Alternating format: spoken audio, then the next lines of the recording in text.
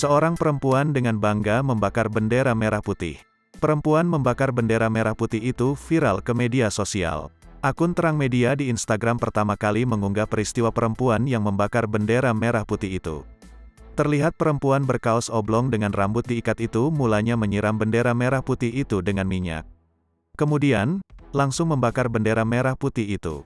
Di awal video itu juga tertulis tanggal 12 Maret tahun 2022 video terbaru, lihat ya, ini bendera Indonesia. Dibakar, kata perempuan dalam video tersebut. Bendera Indonesia dibakar abis, sambung perempuan tersebut sambil menyaksikan bendera merah putih itu hangus terbakar. Belum diketahui Persia di mana lokasi perempuan membakar bendera merah putih itu.